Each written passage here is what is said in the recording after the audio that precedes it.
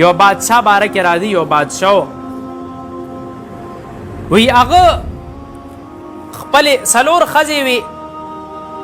نو وی یو ښځې سره بیا ډېره مینه کوله نو هغه یو ښځه ورته وی بادشاه سلامت وی هغه خو بېوقوفه ده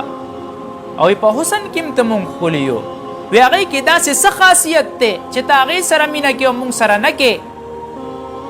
نو بادشاه وله جواب ورنه کوي زه څه وخت پس به درله جواب درکم چې څه وخت پسې وله جواب ورکړه ټول ناستو په صحن کې بادشاه ورته وي چې نن زما موډ ښه دی راشئ چې ټولې ښځې راغې او وایي تاسو ټول له زه انعام در کوم هیرې جواهرات هر څه کې ښه یاقوت مرجان هر څه په میدان کې ښه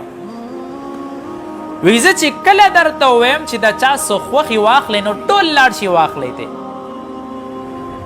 بادشاه ورته اعلان وکړو وایي زما په ښځو کې چې د چا څه خوښې هر څه اوچت کې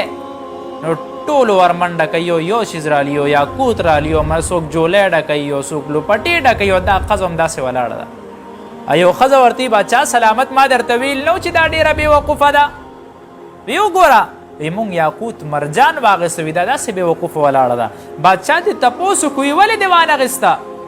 وی ما خو اجازت درکړی او ورته وایي وی بادشاه سلامت یقینا اجازت ته راکړو اوس تم اجازت دی چې ساخلم واخلم وی او بالکل اجازت ته د بادشاه په ولی لاس کې خو ته زما شوې وی ته چې زما شوې د هر څه زما دی نو بادشاه ورته وی په دې کې زما دا خصلت خوښ دی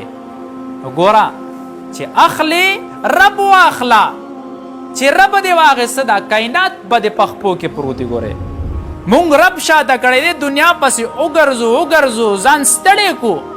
اس راته میلو نشي خالی لاس بیا رب ته کینو الله دنیا ستړی کم اوس راله ته راکړي